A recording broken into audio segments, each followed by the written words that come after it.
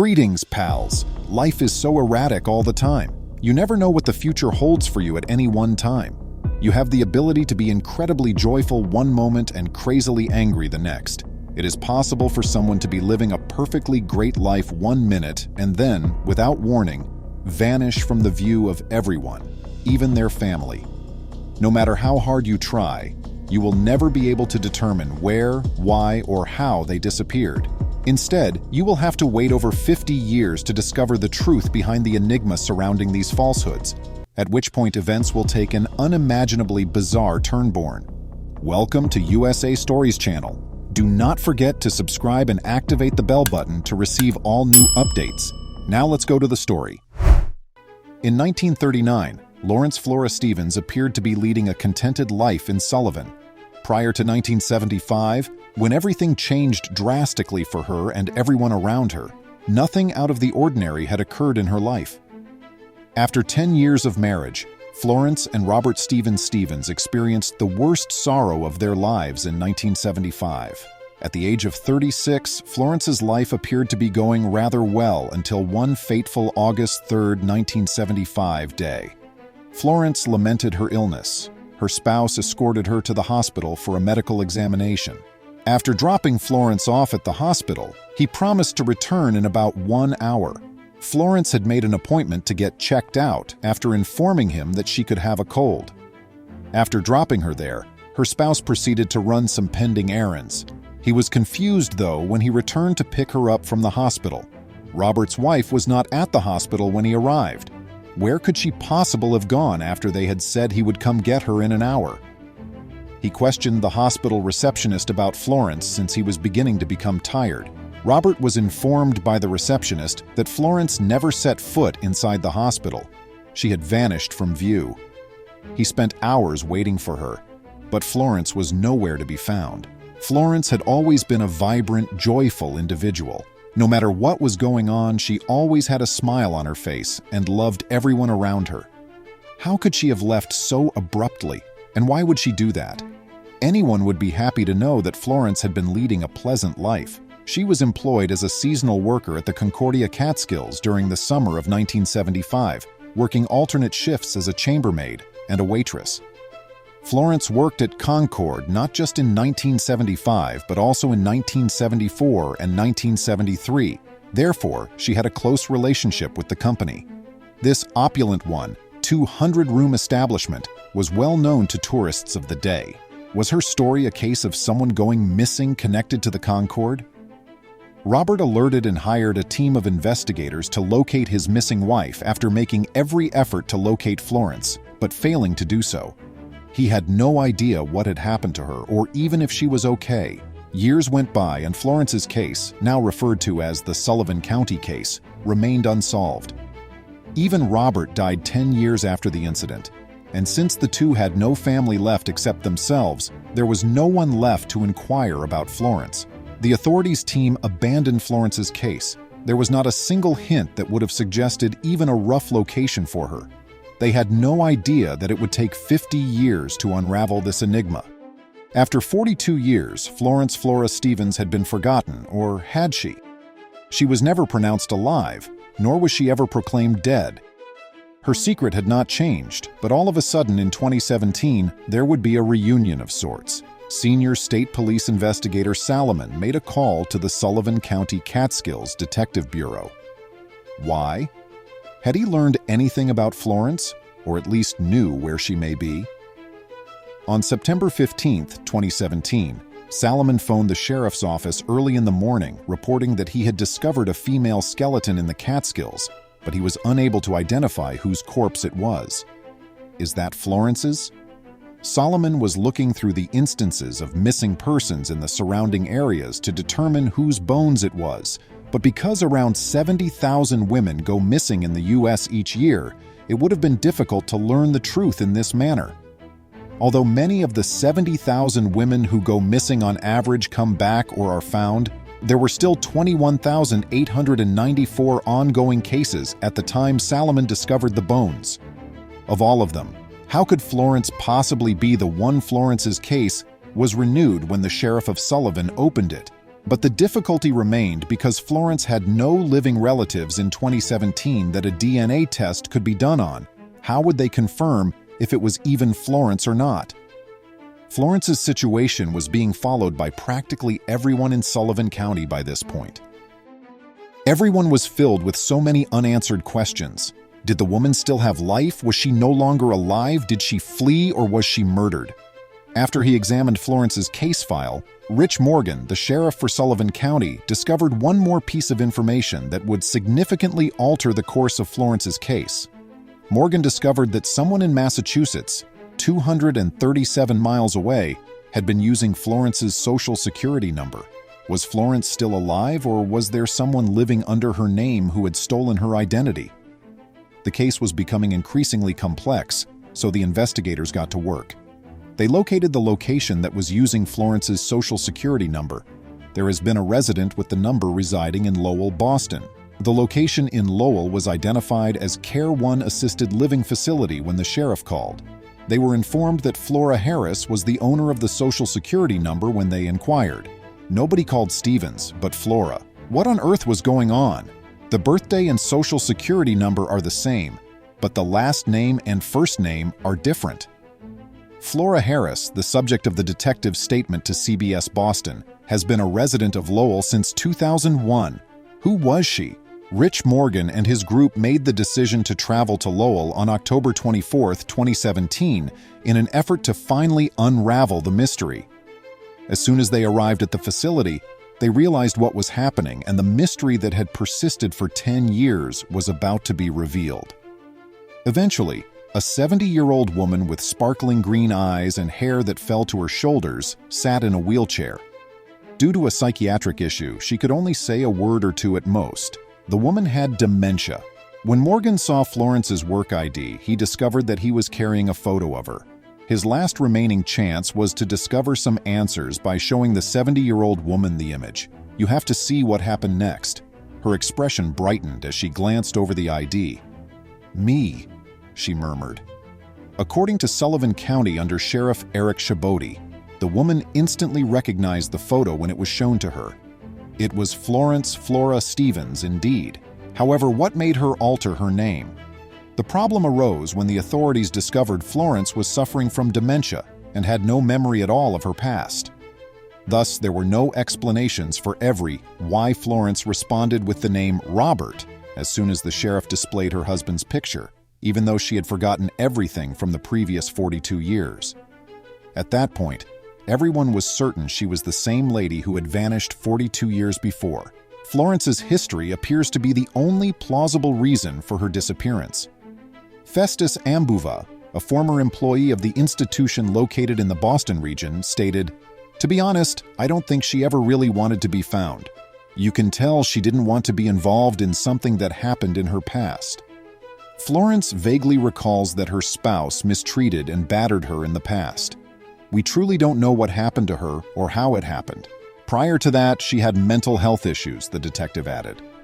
After doing some further research, the sheriff discovered some medical documents bearing Flora Harris's name. Florence's medical records showed that she had previously visited Roosevelt Hospital in New York City and New Hampshire before arriving in Lowell. The officials, who had all but given up hope of ever locating Florence or reopening the case to solve it, are overjoyed that Flora Harris has been located after 42 long years and that the case may now be concluded. All of it was unexpected. Florence could have pretended to be running away from her spouse by using the medical appointment as her reason. According to Sullivan County Sheriff's Detective Rich Morgan, she had just been paid, probably had a weekend full of tips in her pocket, and he believes she may have fled with the money. Festus Ambuva observed, "She never gave up and confided in a lot of people." "None of your business," was her go-to response, he said. And it appears like Florence truly lived up to her catchphrase, disappearing without a second thought. There will always be unanswered questions, even after Florence has been located and the Sullivan County case has been concluded. Morgan stated that the majority of Flora's secrets are locked away, and it's unlikely that we'll ever acquire them.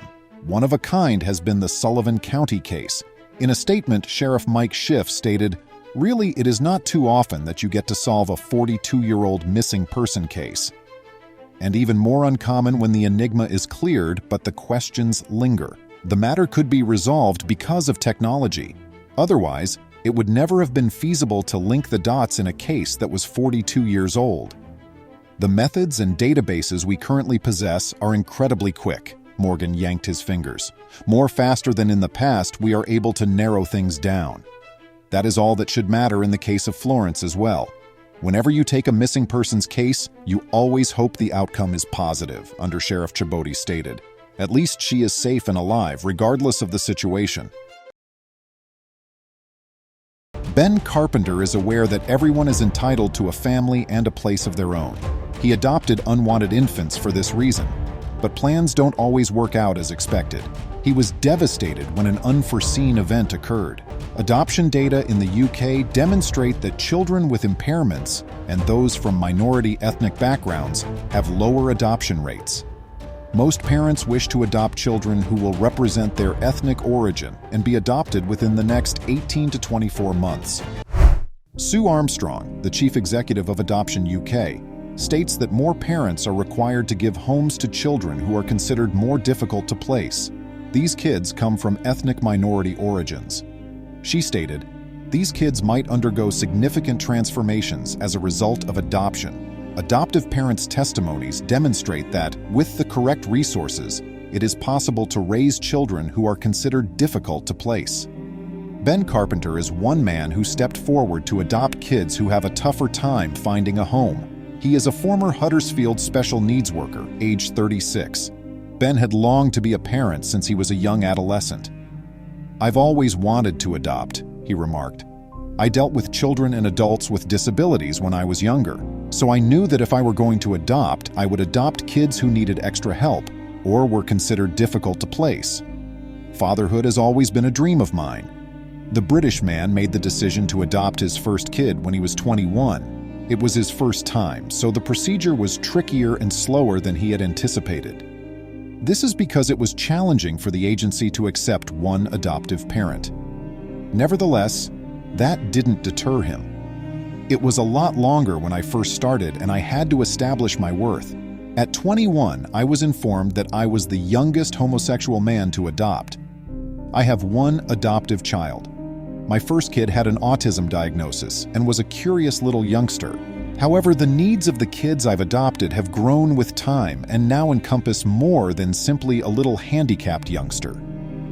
You may imagine that a single adoptive parent would find it difficult to care for a kid with a mild impairment, but Ben is an exception.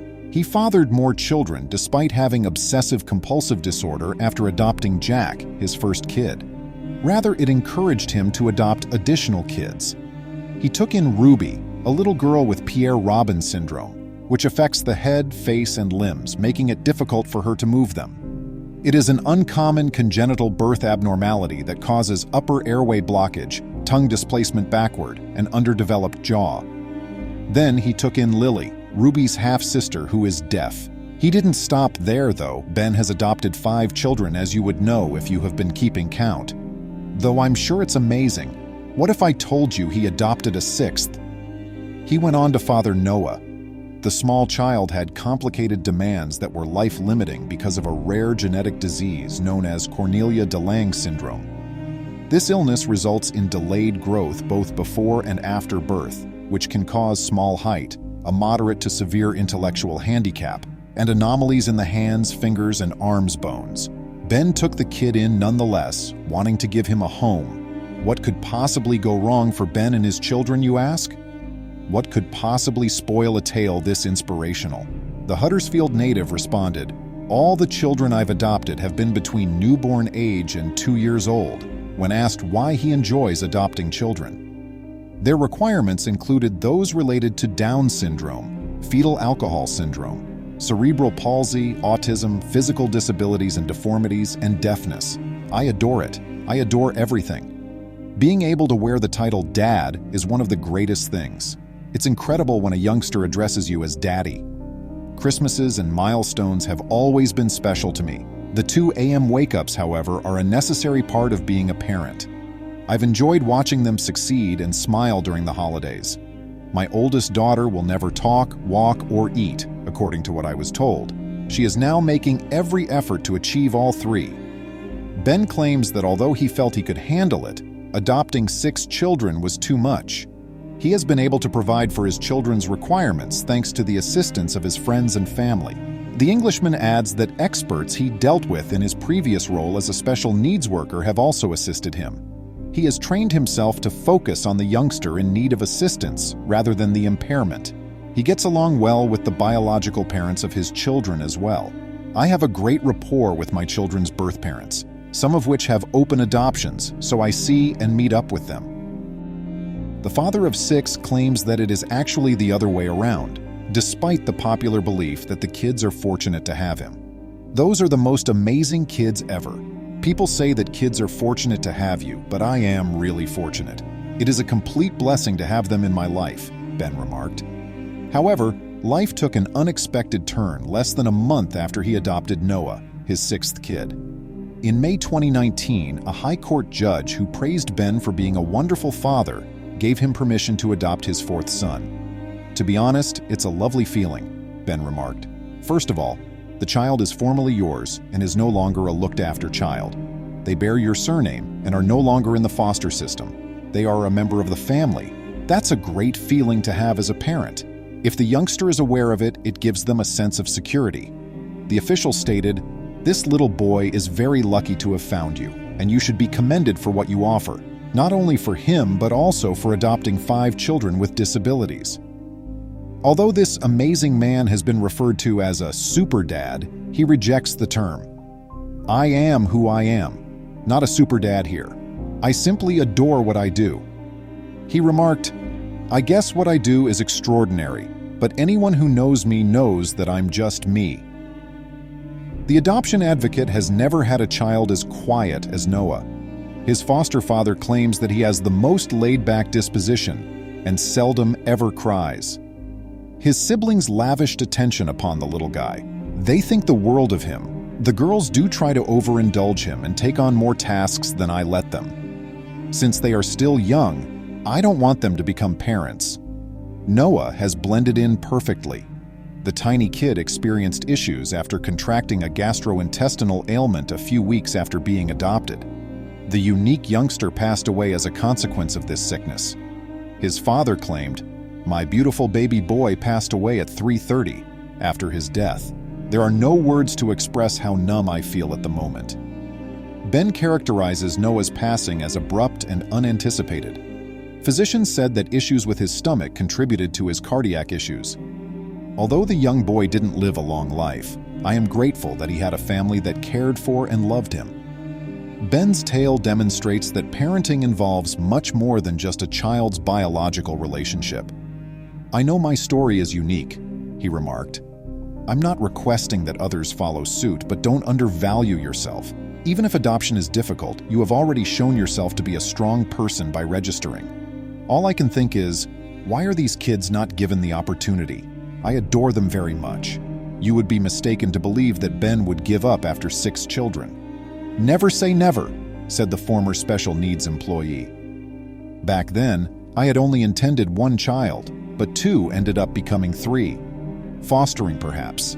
Who can predict what may occur next? Isn't it wonderful how dedicated he is?"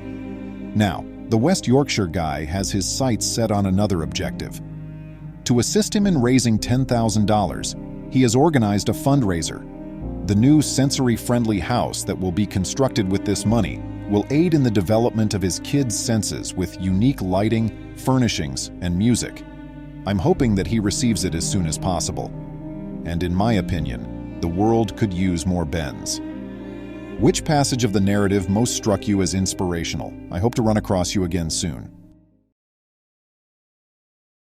This sister passed very shortly after giving birth to a son, leaving her twin sister to care for the child. Years later, for an odd reason, this youngster made all the physicians lower their heads. Although there are many wonderful things that come in pairs, twins are the greatest. You'll be thinking about the twins narrative from today's video for a very long time. Chloe and Claire, you see, were the epitome of the Wonder Twins. It's a common misconception that identical twins who look more alike are closer to one another, but that's not quite accurate. They weren't the same as the ones in this narrative. In actuality, Chloe was occasionally confused for the older sister. She even behaved like the elder one, being larger and taller than Claire. She kept her twin sister safe and showed great protection for her. Because of this, Claire had a carefree life and had faith that her elder sister would always save the day. But she would have to save her sister one day. Would she be capable of doing the task? The parents of Chloe and Claire made sure they provided them everything they could with what little they had. Their family was small and kind, but one night, something terrible happened. That evening, the family had just completed supper. So Sarah and Wilson watched a movie downstairs while Claire and her 17-year-old daughter Chloe walked upstairs. The sisters were in their room playing a video game when all of a sudden there was a gunshot heard. "What's that?" Claire let out a scream and was about to bolt, but Chloe moved quickly. Reaching for her sister's hand, she put her fingers on Claire's mouth. She said in a whisper, "Wait." The females remained motionless for the next 10 minutes. They could feel their bodies trembling all over without even trying to move due to their extreme fear. A few more minutes later, Chloe guided Claire to the living room by holding her hand. Their parents were on the floor, helpless, when they escaped. Sarah was already comatose and Will showed no signs of life. For the next half hour, we thought we were trapped in a dream. Chloe remarked, "We couldn't believe it was only Mom and Dad in a pool of their own blood." Sarah was taken straight into the emergency unit when the girls called for help. The girls were waiting for the doctor's word outside, holding hands. The doctor summoned them into his office later that evening to inform them that Sarah had also died away. There were many tears, regrets, and immense suffering. Chloe vowed to never leave her sister's side that same day. "We are in this together, and I will never let you be all alone," stated Chloe. But if only they knew this aspiration would remain a pipe dream. The girls toiled morning and night to make ends meet. After the ladies aged 25, Chloe eventually met a man who brought joy and ease back into their lives. Sadly, it didn't last very long. This man didn't even say goodbye when Chloe informed him she was pregnant. These sisters, however, had previously gone through much worse, so they chose not to let it affect them. With a grin on their faces, they braved the storm. Sadly, Chloe went suddenly while giving delivery, leaving her son Kyle in the capable care of her twin sister. Claire felt a maternal impulse surge through her as she cradled the small kid. She met her gaze with her anxieties. It was time to take over her sister's role as protector and guardian. "I'm going to love you even so much better than Chloe could have, I promise, baby," stated Claire. The two had an amazing life together after that. Financial help was also provided by the physicians and nurses who were aware of their tale. Claire even launched a profitable YouTube channel. She wanted to make her sister proud and loved the lad with all of her heart. She had no idea that this child would be used for something bigger, something that would bring her enormous pain. Before Claire realized it, one of the top students in his class, Kyle, was already 11 years old. He was kind and laid back. He was also adored by many for his kindness and generosity. However, this is also the reason why they would cry so much, and everyone would be asking themselves, how could an 11-year-old boy do such a thing? What a brave one! You see, Claire stopped hosting suitors who were men after Chloe passed away. But that was before someone, well, not just anybody, but Adams, Kyle's class teacher, entered her life. Later on, this man assisted her in granting a desire that was really required. Adams once told Claire, "Your son's doing really well. You're doing a great job," when she arrived to pick up Kyle from school. And Adams was such a kind guy. Kyle became quite close to his instructor as a result of his assistance with his schoolwork and athletics. He even talked about him and Claire a lot. She thought, must be a really decent person. Then one day she received an unexpected Facebook message from someone. Claire's heart skipped a beat when she saw it was Adams. "I apologize. Perhaps texting you here is acceptable. How is the young boy doing?" Claire answered back to Adams's letter. They spoke into the night that night.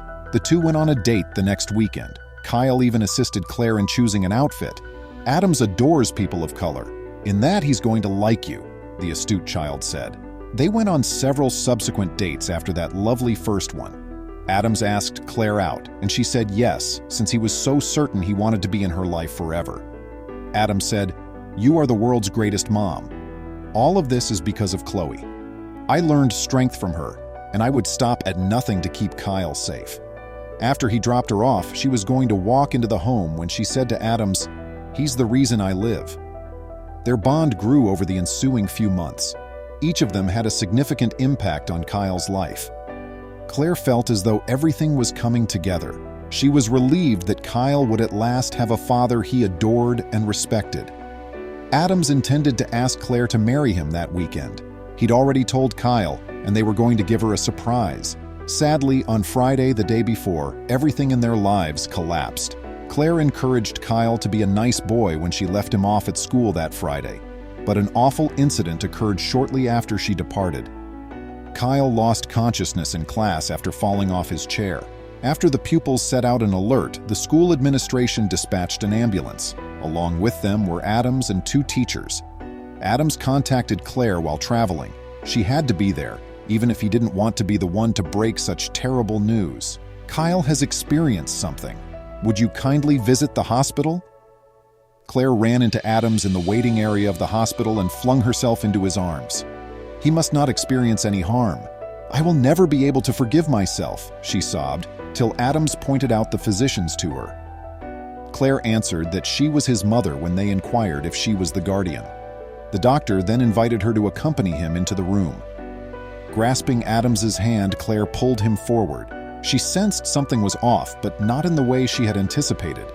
The doctor informed them of some serious news once they had settled in. He informed them that Kyle had just many months to live due to a stage 5 brain tumor. "I'm not really sure what happened afterward, but the next time I opened my eyes, I was on a hospital bed," Adams recalled. "I had been out for a couple of hours." When Claire eventually informed Kyle all the doctor had stated, the young child responded with the most courageous words imaginable. "Mom, please stop crying for me. I'm not afraid. I'm aware that other youngsters could require my aid. They can have my organs when the time is right, and I will stay inside of them," Kyle remarked, delight and optimism shining in his eyes. Over the course of the following few months, Claire and Adams made every effort to fulfill Kyle's wish list. Claire would constantly excuse herself at this time, going to hide in a corner and sob uncontrollably. One day Adams caught her in the act. "I'm not sure I could survive without him. I will be really sad to see him depart." "He's my everything," Claire said, but she was cut off by a cough. It was Kyle. His hair had grown out, his eyes had become sunken, and he appeared quite thin. The youngster interjected, "Promise me you will give me a younger sibling," and Claire drew him in for an intensely lengthy hug. After a few more months, Kyle was bedridden, and the doctors quickly determined that he was brain dead. This photo depicts how the physicians knelt in front of the boy's body following the 6-hour surgery. They were admired and respected beyond measure. Adams supported Claire over the years that followed, during which she remained a shell of her former self. You may probably predict the name of the baby girl this couple had, Chloe, who was born years later. She will grow up to hear of her courageous older brother, who at the age of 11 possessed the most compassionate heart that humanity has ever seen. What is the biggest thing you have ever given up for an unknown person? When Lesniak saw his puppy Fruit, he opened his lips in amazement. Finally, after some time, late-night talk show presenter Seth Meyers tucked the Cincinnati News into his opening monologue with a hint of humor.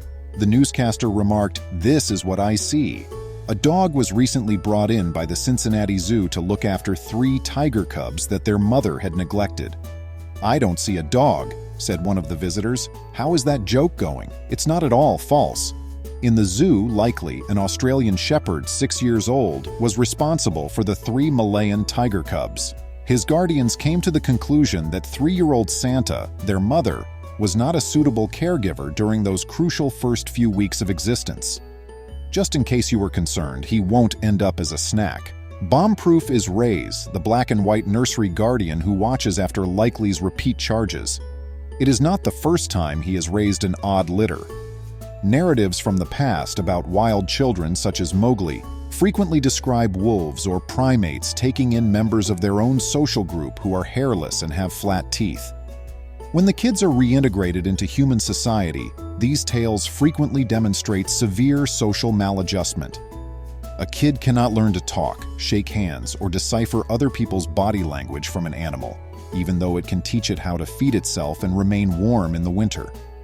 Interacting with other people is the only way an individual may discover what it means to be human. Stressor stated that it works both ways. She and her other keepers see to it that sick or abandoned newborns at zoos are kept warm, nourished, and physically well. But it is considerably harder for a human to teach an animal how to behave with other animals. When a juvenile animal is introduced to other members of its species without the correct socialization, the encounter may turn stressful, emotionally distressing, or even aggressive. Stressor discovered this long ago. I believe the first cat we raised killed another when he was introduced to it because he didn't know how rough was too rough, the woman stated. The cat was raised alone. He was clueless on what to do. I can't live with it thinking that we can do better than this, I told myself. Then she saw Likely, who was still a puppy at 7 months old when she went to see him. Stressor knew that the ideal pet for the nursery's resident nanny would be one that had the composure to put up with the nibbles and noises of being around exotic baby animals, the obedience to serve as a go-between for keepers, and the temperament to take on a parental role without turning into a narcissist. After some time, Stressor recalled their first encounter. He came up to me, wagging his tail, and then I began to comb him, brush him, and talk to him. Her plan was to act like a spoiled 3-year-old and see if it would make him stop shaking. It was just like whatever. He couldn't be less bothered, Likely said after passing the exam. He visited the zoo that year and raised Savannah, his first adopted puppy. Following Savannah's death, Likely took in Max, another puppy friend, and adopted a bat-eared fox as a foster child. She also gave the valuable dog advice to other instructors and most recently took care of Dale. Having reared Dale, Likely also went with the infant Taken to see his mother, Sally. According to Stressor, Dale found it simpler to approach his unfamiliar surroundings and interact with a foreign animal when there was a familiar, fuzzy presence around. Mother and child are now contentedly on exhibit together.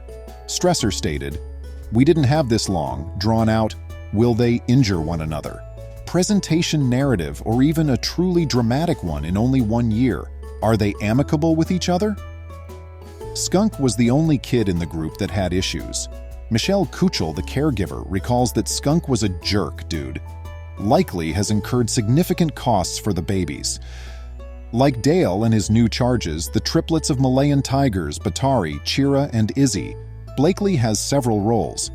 He is a playmate to goof about with, a warm body to cuddle up against, and a fuzzy jungle gym. But his role as a practical etiquette coach is the most significant one. He imparts knowledge to the cubs that a human zookeeper cannot. "You can refuse, but a tiger won't comprehend that," Kuchel remarked. They are aware of his hearing loss. "I don't speak cat, they don't speak English," Stressor said. "He speaks animal and understands English.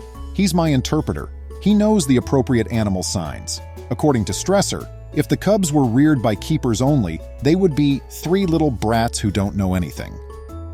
Even though there's still a big difference between good dog behavior and intense tiger behavior, Blakely and the cubs have enough of an innate common language that interaction teaches them the fundamentals. When to end a wrestling session, how hard a play fight is too hard, and when flattened ears and growling are warning signs. Though he is no less effective, he is more of an animal etiquette educator than a companion. When they misbehave, he will lie on top of them and they will topple him. Stressor remarked, "He'll sit on them." He's been doing a great job of keeping Batari, Chira, and Izzy in check. They're 3 of their critically endangered species' only surviving members. When they are old enough to have their own cubs, the zoo intends to place them in breeding pairs, so even manners are especially important. They are being protected from what could otherwise be a really awkward first date by Blakely's social schooling. According to Stressor, they should be able to properly meet potential mates and form bonds with their own offspring with his assistance, helping to ensure the survival of the Malayan tigers as a species in the future. When the triplets go, Blakely will have a new litter of newborns to care for, but the zoo is unsure of which animals he may adopt next. In the meanwhile, he will be indulging in his favorite pastimes, taking walks, napping, attracting attention, and teaching the tigers how to survive in their environment. He is spoiled, but he works hard enough to deserve it," Stresser remarked. "I appreciate you seeing. Would you kindly like and post the video on social media? We'll return to you as soon as we can." While most individuals don't want to experience it, losing a loved one is something that happens to most people. There are as many different ways for people to cope with loss of a loved one as there are people in the world. You may be surprised by the lovely manner a family member responds to the death of a loved one. After a fight with cancer that began on February 10th of the same year, Staff Sergeant Alfred David Brazil, often known as Fred to his friends and family, departed this life on July 31st, 2017. Sadly, Fred went away from the consequences of his stage 4 rectal cancer, which had spread to his liver. His age was just 37. In his obituary, Staff Sergeant Fred Brazil's life was concisely and brilliantly portrayed. On December 29, 1979, Alfred Brazil was born in Greenville, South Carolina. His upbringing was typical of that of a child from lower to middle-class America. He enjoyed his childhood and tried his hardest to overcome the challenges of adolescence. He joined the United States Army shortly after completing his education at Greenville High School. A successful and illustrious military career awaited him. In addition to doing 2 tours of service in Iraq, he also served his nation in Korea. He took a brief leave of absence from the military to attend and complete the Mercury-Hurst Police Training Academy, exploring several options for his future. Even though it was a commendable and remarkable feat to have accomplished, his passion for the military drew him back. He rejoined the military after completing his police training, serving briefly in the National Guard before returning to active service.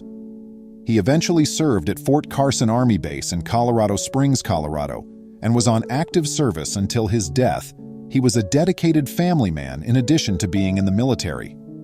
Many of his close family members, including his father, William Jack Brazil, 3 brothers Rick Hovey of Greenville, John Rimmer of North Carolina, and William J. Brazil III of Georgia, as well as 2 sisters, Teresa Brazil and Tammy Hovey, all of Greenville, survived him. Ruth Brazil, his mother, and Robert and Dorothy Brazil, his paternal grandparents, preceded him in death. What mattered most, though, was the family he had created on his own. Mason and Milan Brazil, his 2 kids, and their mother, Caitlin K. Brazil, were all at home when he passed away. He seemed to enjoy his roles as a husband and parent, and it was evident that they felt the same way about him. Several instances were used to document the family's connection on video, but none was more solemn than Fred Brazil's funeral. Alicia Elwell Potter, a photographer and proprietor of her own private company, the Potter's Hand Photography, was among his friends who attended the burial. He had met Potter in South Korea while on service there. She was requested to attend the burial as both a mourner and a photographer, though. Paying tribute to her friend's memory is one thing, but few would take on the burden of documenting the occasion for the grieving family at the same time. She did, however, take on the task, and the family's photos capture the beauty of their love for their father and husband at an untimely age. Potter sent her own sympathies and a fitting farewell to Sergeant Brazil's family on Facebook via her company page. She couldn't have expressed her entire point more perfectly. She posted on Monday, "I had the incredible privilege of traveling in to be with an incredible family that I hold in the highest regard. I documented every second of their sorrow and the funeral for a great man who truly lived life to the utmost. He was a devoted, caring spouse to a lady whose faith had persevered through their hardships and who possessed an inner strength that not many can claim.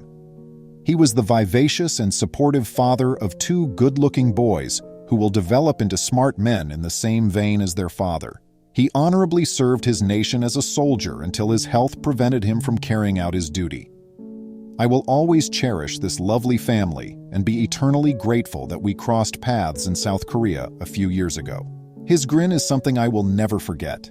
I really hope that I did you justice, Fred. Kate informed me that you wanted me to take one more family portrait, so I obliged. Peace be with you, dear buddy," Potter wrote in her piece on how Fred's wife's faith endured the whole process. This is not only lip service, rather it is a significant aspect of this family's lives and how they managed to overcome all obstacles. The Brazils were a devout Christian family with a unique perspective on tragedy and death. His wife, Kate Brazil, was reported to have stated that neither she nor her husband had instilled in their sons any fear or feeling that death is something to be overcome. "I tell them we are here as tools for God." God was aware of Daddy's might and that without using Daddy as a tool, he would not be able to reach certain individuals.